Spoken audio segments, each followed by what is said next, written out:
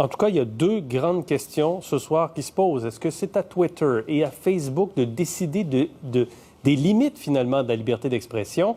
Et quelle est l'implication financière aussi pour les médias sociaux? Pierre-Olivier Langevin est gestionnaire de portefeuille et associé chez Gestion de portefeuille stratégique Médici.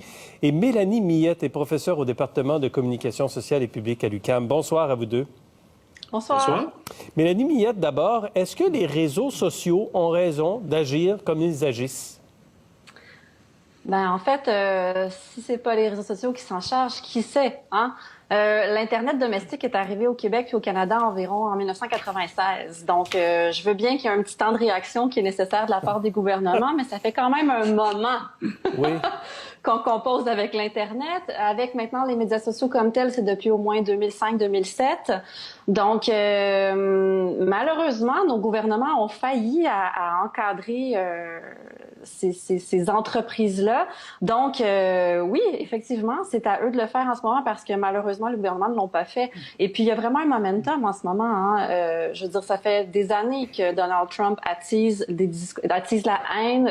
Lui-même met en circulation des contenus faux, de la désinformation, des discours misogynes, racistes, capacitistes, etc. Et si vous et moi, on avait fait de telles choses, ça fait longtemps qu'on nous aurait, Oui. suspendu le compte.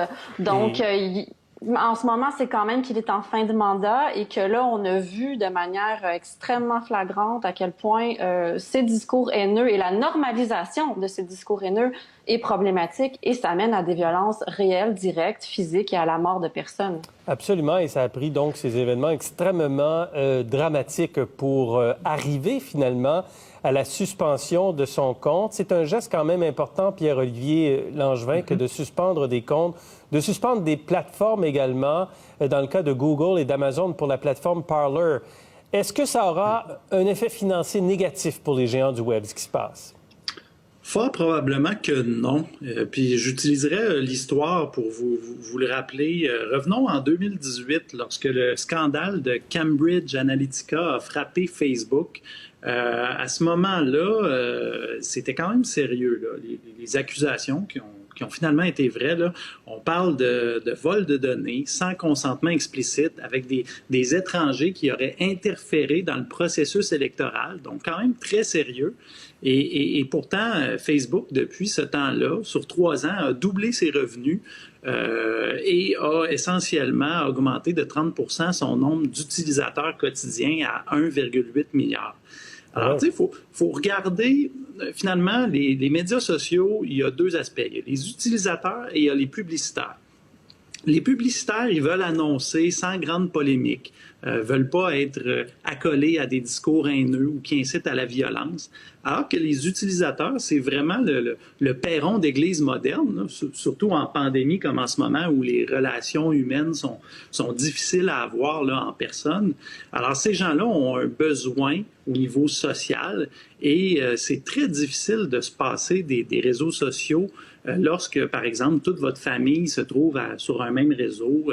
Mais en même temps, est-ce que, par exemple, s'il y a plus de réglementation imposée à Facebook et à Twitter, si Twitter et Facebook et d'autres, finalement, décident d'enlever des gens extrêmement importants comme le président des États-Unis, celui-ci, en ce moment, c'est quand même des millions de personnes qui sont concernées, Mélanie Millette. Est-ce que ces entreprises-là n'ont pas beaucoup à perdre au final?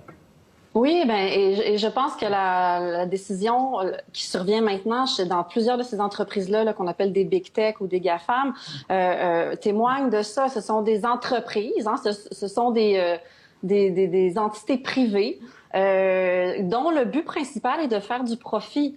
Donc, il faut garder ça en tête. Les décisions qui sont prises en ce moment, ce sont des décisions d'affaires. Évidemment, elles ont des répercussions politiques immenses. Mais si Trump venait de se faire élire, s'il y avait un momentum républicain extrêmement fort, je sais pas, je doute, permettez-moi de douter, là, je sais pas si on aurait été aussi sévère avec le président Trump. Donc, est-ce que Twitter a trop attendu, par exemple? On parle de Twitter. Est-ce que Twitter a trop attendu et Facebook pour agir? En fait, ce que je peux vous dire de manière certaine, c'est que par rapport à leurs politiques d'utilisation qui sont extrêmement claires, le président Trump a enfreint ces normes-là à plusieurs reprises. Bien et ça, avant même aujourd'hui. avant. Oui. Oui, bien avant aujourd'hui. Je veux dire, il mettait en circulation des propos racistes et faux et misogynes avant même d'être élu. Donc, et ça a continué pendant évidemment son mandat. Pierre-Olivier Langevin, c'est quoi l'avenir du modèle d'affaires des réseaux sociaux? Parce qu'inévitablement, quelque chose va se passer là. Une forme de réglementation gouvernementale sera resserrée. La réglementation a déjà été fortement resserrée au fil des ans. Et si vous regardez, bon, on prend l'exemple de Facebook parce que c'est un réseau de réseaux sociaux. Ils ont 4 plateformes, ils sont très dominants. Les marges bénéficiaires sur 3 ans sont passées de 50 à 35 Et pourtant, les revenus ont doublé sur cette période-là. Donc, les dépenses ont augmenté encore plus que les revenus. Et la principale raison de ça, ce sont les dépenses en termes de modération et en termes de contrôle du contenu.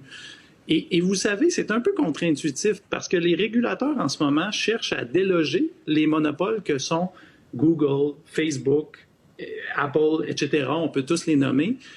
Mais en même temps, en augmentant la réglementation, on érige des barrières supplémentaires qui empêchent justement à des nouveaux concurrents émergents de s'imposer. Donc, c'est un peu paradoxal, mais ça risque de rendre les médias sociaux encore plus dominants, cette réglementation-là. Vous en pensez quoi, Mélanie Millette, de votre côté?